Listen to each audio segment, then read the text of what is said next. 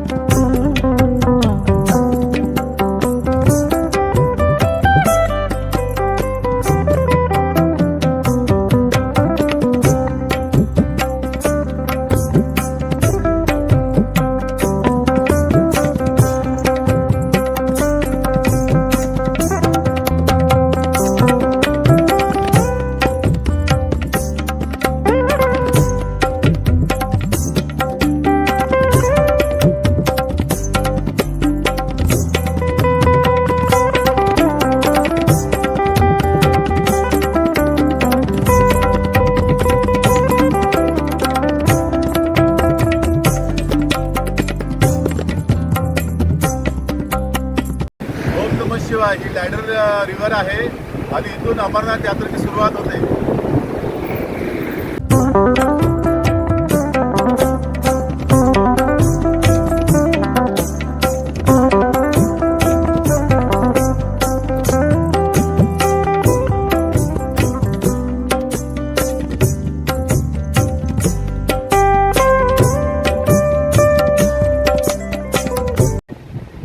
अमरनाथ यात्रेचा base camp आहे, आपण पाहू शकता।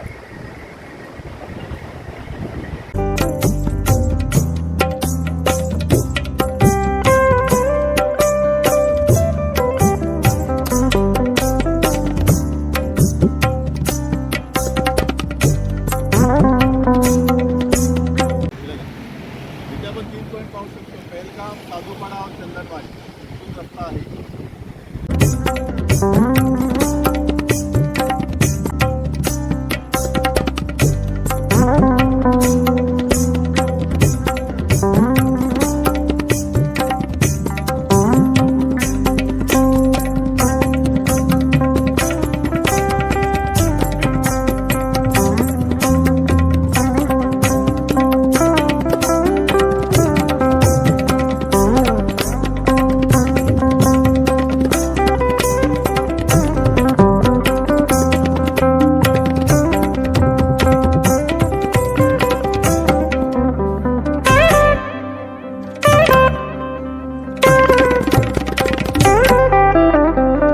पहलगाम से करीब 16 किलोमीटर आगे अगला पड़ाव चंदनवाड़ी है।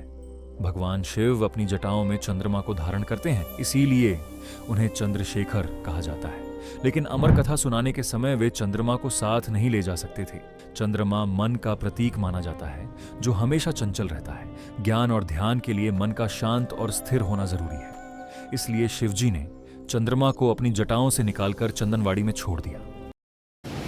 आता आपण चंदनवारीला आहोत। चंदनवारी ही अमरनाथ यात्रेची पहिली शिडी आहे। याला चंदनवारी असं का नाव दिलं, कारण ज्यावेळेला शंकर आणि पार्वती अमरनाथला चालली होती त्यावेळेला शंकराने चंद्राला सोडलं होतं, म्हणजे चंदनवारीचं नाव आहे। कहा जाता है कि इसी कारण यहाँ के वातावरण में एक अलग ही ठंडक और शांति महसूस होती है। यात्री आज भी यहाँ की मिट्टी माथे पर लगाते हैं। चंदनवाड़ी के बाद रास्ता और भी कठिन हो जाता है।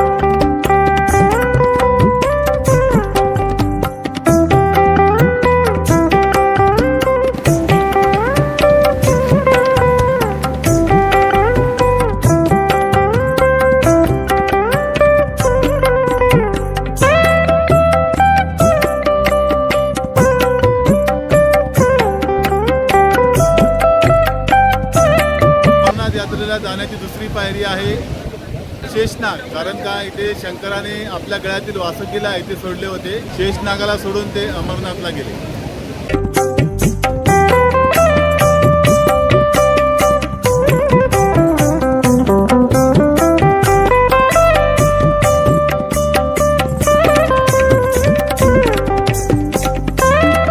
इसके बाद एक बहुत ही सुंदर और गहरी नीली झील आती है जिसे शेषनाग झील कहा जाता है.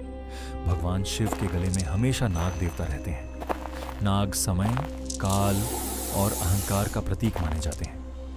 अमर होने के लिए समय की सीमा से ऊपर उठना जरूरी था.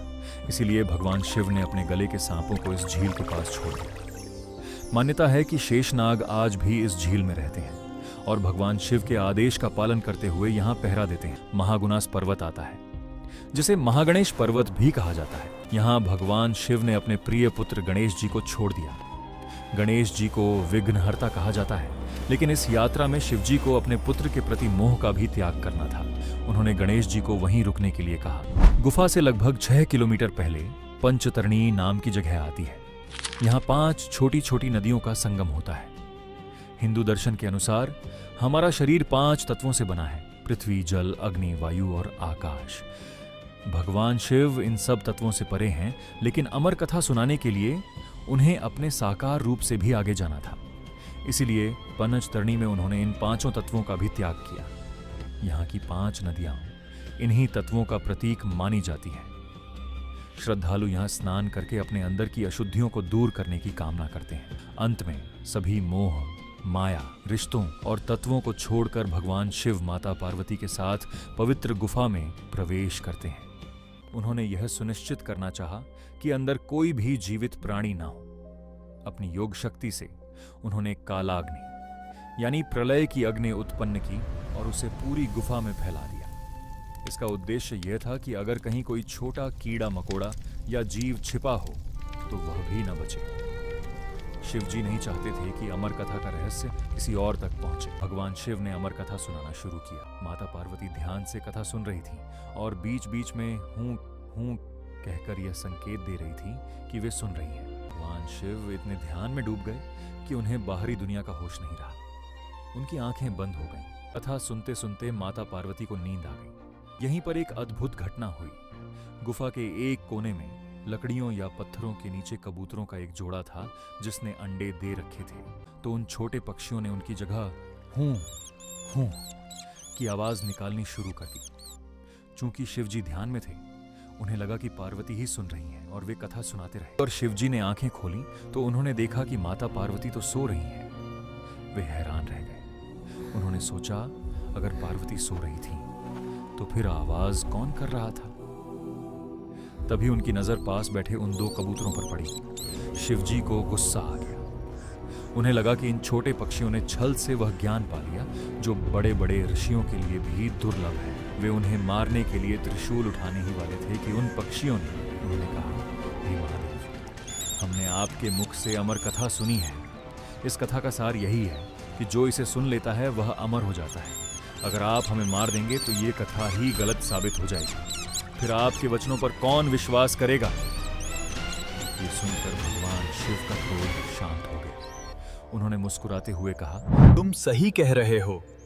तुमने मेरे मुख से यह ज्ञान सुना है, इसलिए मैं तुम्हें मारूंगा नहीं, बल्कि वरदान देता हूं कि तुम इस गुफा में हमेशा शिव और शक्ति के प्रतीक बनकर रहोगे और अमर रहोगे. इसी कारण कहा जाता है कि अमरनाथ गुफा में आज भी कबूतरों का वह जोड़ा दिखाई देता है. पंचवक्त्रा त्रिनेत्रा ओम श्री अमरनाथाय नमः. ध्यानार्थे बिल्वपत्राणि समर्पयामि. हरि ओम नमस्ते रमण्यवोदोदैकवे नमः. बाहुव्यामुदते नमः. जादेर्द्रशिवा धनुरघोरा भावकाशिनी दया गिरिशन्दा विजागहेयामि घों गिरिशन्दा से विविधवे शिवाङ्गिरिददां गुरुमाहि गों देहे पुरुषं शिवे नवज यथा त्वा गिरिशाच्छा वदामसि यथा नः सर्वमि जगदयुग्गो समना पर्यावो जलधिभुक्ता प्रथमो देव्यो विगगाहि सर्वान् जम्भयान् सर्वाचया दुधान्यो धराचेः परासुभासौ यसाम्रो हरुणौ दविरोहो सुमङ्गलः जय जैनको रुद्राभितो दुष्कृताः तादृशो वेगागुहे लहीमहे ॐ श्री अमरनाथाय नमः पाद्योर्पाद्या हस्त्योर्घ्यामुखे सर्वाङ्गेषु स्नानं समर्पयामि ॐ असौजो वज्रपति नीलग्रीवो विलोहितः उदयनङ्गो बाहरिहानुदहार्यः शरीरो विडयादिनः नमो नीलग्रीवाय सहस्रो हयाय श्रौत्राद्वायुस्य प्राणस्य मुखाद ॐ श्री अमरनाथाय नमः धूपमाग्रापयामि दीपं दर्शयामि हस्तो प्रक्षाल्यामि ॐ अवकरुणासन वृषवाहनसाजे हरि ओम हर हर हर शिव को भुज चार चतुरा रस भुजते सोहे भोले दादा भुजते सोहे तीनों रूपन रखता शंकर जी के रूपन रखता वंदे पन्नगभूषणं मृगधरा वंदे पशूनां पदे वंदे सूर्यशशाङ्कवनिनयना वंदे मुकुन्द प्रिया वंदे भक्तजनाश्रयं जबरदां वंदे शिवं शङ्करं यस्याङ्गे च विवादिबोधरसुता देवापगामस्तके बाले